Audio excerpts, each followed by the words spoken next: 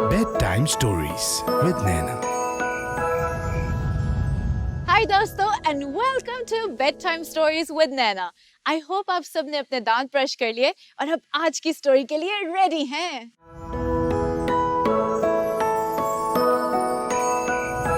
आज हम कौन सी बाइबल स्टोरी सुनेंगे? मिंटू, आज मैं आपको मलका आस्तर की कहानी सुनाऊंगी। मलका आस्टर मतलब क्वीन एस्टर, ये तो गर्ल है। जी हाँ, ये एक बहुत ही इम्पोर्टेंट गर्ल है। दोस्तों, खुदा गर्ल्स और बॉयज दोनों को प्यार करता है और अपने काम के लिए इस्तेमाल कर सकता है। वाओ, कितना लविंग है खुदा। मैं तो आज की स्टोरी बहुत ध्यान से सुनूंगा। Good boy Mintu. और फ्रेंड्स, आप भी आज की स्टोरी को बहुत केयरफुली सुनना। पर्शिया के बादशाह असीरस को एक बीवी की तलाश थी। बादशाह ने हुक्म दिया कि उसके लिए एक खूबसूरत सी बीवी तलाश की जाए। ये खबर तेजी से हर जगह फैल गई। मुल्क भर से बहुत सी लड़कियों को बुलाया गया। वाओ, बादशाह की शादी होगी, बहुत सारे खाने पकेंगे। एस्टर के मुंह बोले बाप मर्दकी ने एस्टर को बोला, ये तुम्हारे लिए बहुत बड़ा मौका है, तुम मलका बन सकती हो। एस्टर को शुरू में अपने आप पे जरा यकीन ना था, मगर दोस्तों मर्दकी ने एस्टर को हौसला दिया और बोला कि वो भी तैयारी करे। ये तो वाकई एक बहुत अच्छा आइडिया था। जी मिंटू, आस्तर ने मर्दकी की बात मानी और इसमें हिस्सा लिया। आस्तर और बहुत सारी लड़कियों को 1 साल तक तैयार किया गया ताकि वो बादशाह के हुजूर पेश हो सके। बादशाह ने उनसे मिलकर किसी एक लड़की को सिलेक्ट करना होगा जो उसकी मलका बनेगी। ओह, आई होप कि बादशाह सही डिसीजन लेगा। मिंटू, बादशाह के सामने बहुत सी लड़कियां पेश हुई, मगर खुदा का फेवर आस्तर पे था।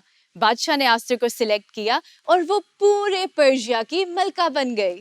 दोस्तों, कुछ ही अरसे के बाद बादशाह के एक बहुत ही खास शख्स हमान ने ये मंसूबा बनाया कि वो सारे इब्रानी लोगों को मार देगा, क्योंकि मर्दकी उसके सामने झुककर सजदा नहीं करता था। जब मर्दकी को ये मालूम पड़ा तो वो फौरन आस्तर के पास मदद मांगने गया। मर्दकी ने आस्तर से कहा कि वो बादशाह से कहकर इस जुल्म को रोक दे।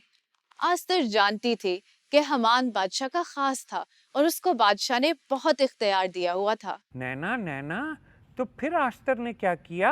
मिंटू, आस्तर बहुत परेशान थी, पर उसके दिल में अपनी कौम और अपने लोगों के लिए बहुत प्यार था।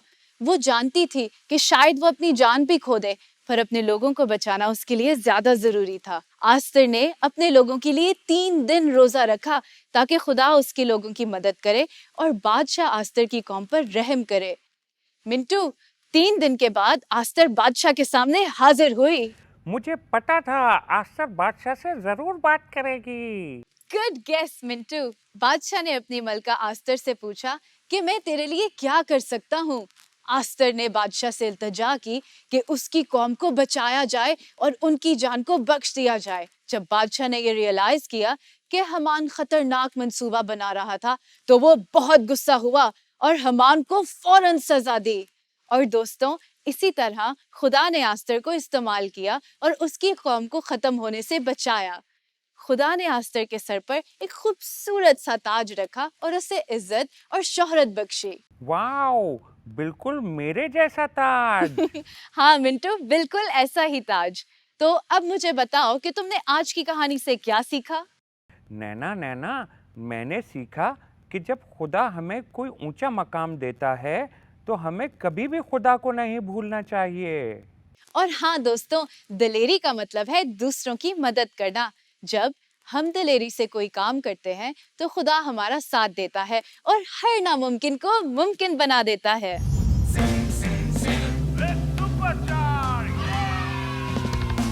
खुदा जब तुमको सरफराज करे, खुदा के कलाम को तू कभी ना भूले।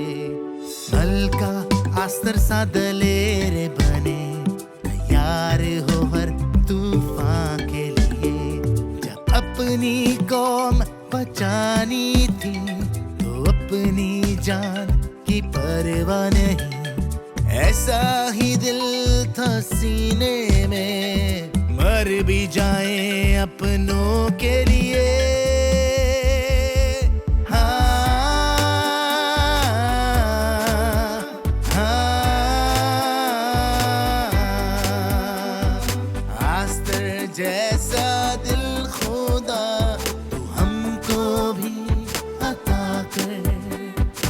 आस्तर जैसा दिल खुदा तू हमको भी अता कर।